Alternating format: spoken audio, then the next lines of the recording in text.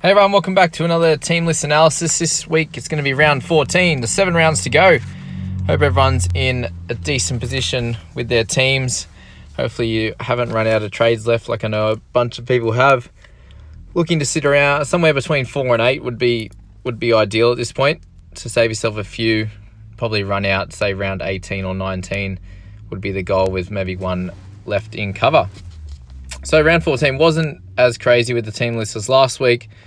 Thank God, because I know a lot of people really struggled to sort of score of 660 last week. So let's try and avoid that from here on in. So with this first game, Storm, Pappenhausen's back, Finucane's back. So Hines moves to the bench in the NRL relevant news there. Tino's still on the bench this round and he will stay that way, but still sticking to about his 60 minutes. But didn't score as well last week as he did the week before. Looks like he definitely needs a try to obviously go really good. So for those that brought him in, let's hope he gets another try. On the other side, a bunch of changes. Josh Morris is back. Orbo moves back to the second row. Nat Butcher moves back to the bench. So if you have any of them guys, just let you know there. Angus, Crawden and Flanagan still not in the squad, except for the fact that Flanagan is in number 21, but looking like he won't be playing again. So if you do have him in your team, it's a bit of a worry. What I will say is he's not one of the out-and-out gun keepers in the half position. So if you do have enough trades left, like I'm talking 8 trades, then you can probably trade him out. But if you don't, then it's a bit of a wait and see. It's a bit unfortunate for those people that do have him, but you might have to hold on to him there. Moving on to the next game, Hetherington's out for the Warriors after his swinging arm. Lockie Burr comes back in the starting side. Isaiah Papali comes on to the bench.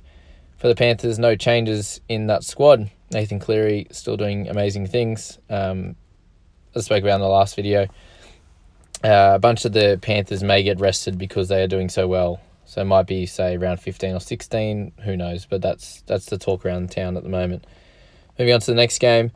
Eels, Madison is back in the starting side, replacing Niokora. So good news for those guys that have kept him, but I doubt many did. Anywho, onto the Dragon side. Norman is back in the squad. Hunt moves back to 9, McInnes to 13, and Fuimaonu moves into the 12th spot. So there's a bunch of injuries. We're forward suspended, Tarek Sims injured, and Trent Merrin as well. So a bunch of changes there. And Tristan Saylor's still in that 14 role.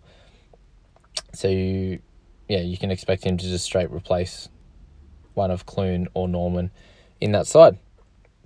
Moving along to the next game, Sharks and the Titans. Only one to think about with the Sharks is Jack Williams comes on to the bench, but I don't imagine many people have him. And no changes to the Titans side. Alexander Brimson had a really, really good week. Looked like second up form there for any of those horse punters out there. Second up was much better for Brimson than first.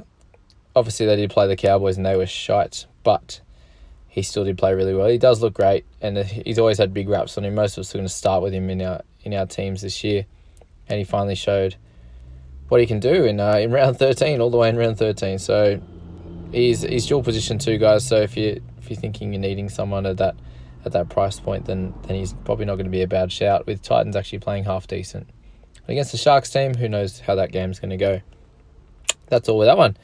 Moving on to my dud Cowboys. So Scott Drinkwater moves into the 1 position and Hamiso goes to the wing for Justin O'Neill. So I'm really liking this change.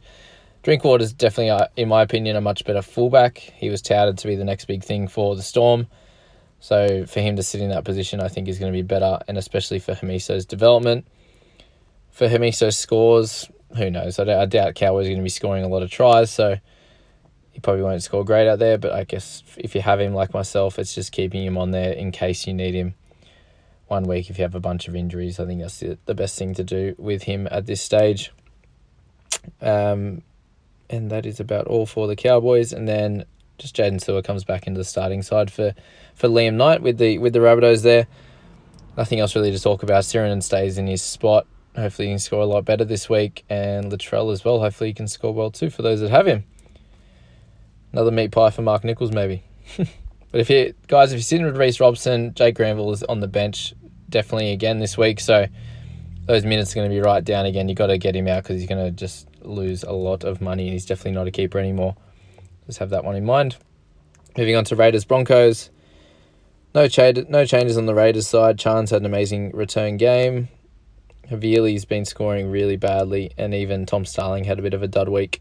Only got 33 minutes, so not as good as people hoped. But I think all those cheapies that we brought in, Siren and Starling, they all had a really low week. So nothing really to say about that. It's just how it goes sometimes for these guys that aren't getting that full 80 minutes. Hudson Young also had a bit of a lean week, so strange game for most of the Raiders players that we have. Johnny Bateman hit 53, so that's definitely his floor, guys, hitting 50 with a chance to get some attacking stats with try assists and tries himself. So as he gets into it a little bit more next few weeks, he'll start scoring a lot better.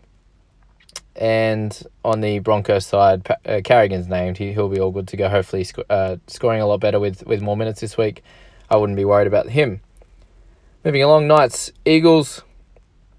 Nothing too much to talk about with the Knights, except for Daniel Saifidi comes back in the side, replacing his brother. So his brother goes to the bench, Jacob. And the Manly side, just Parker is the big one back for them. For Funa, who actually had a really good game. Adam Fanua-Blake is out with a couple-week injury, and Curtis Sirenan comes back into the squad.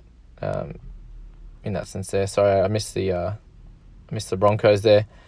Big news of the week was TPJ, Tavita Pengai. Looks like he's probably going to be stood down, but we'll wait for confirmation on him.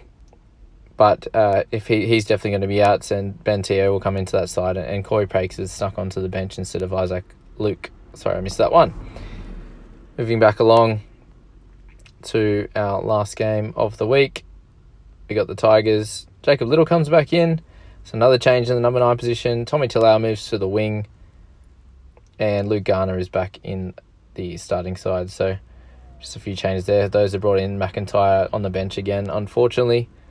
And lastly, with the Dogs, Kerrod Holland comes in for Jake Averillo, whoever has him still. I know a few got burnt by him last week. And then Lockie Lewis is out this week with Cogger coming in. So that's the team list, guys. As I said, just have a bit of an idea of where you're at with trades, and it might be a bit of a holding week. It's probably going to be your best idea.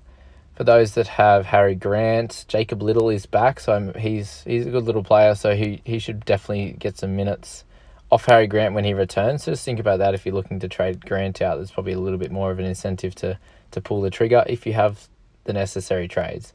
I'm personally sitting on 4 trades, so I'm trying to work out if that's enough to be able to trade him. So if I can get a straight swap for someone really good.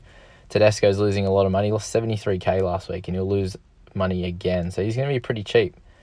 He's already down the 700s, the late 700s. So if he can get to the low 700s, then I think he's definitely going to be a buy as the Roosters start getting players back and they start playing better. But anyway, guys, that's the team list for the week. Please subscribe and hit the like button. It really helps out the channel. As I said, I'm enjoying putting these out for you guys. Good luck with your trades this week, and I'll see you in the next one.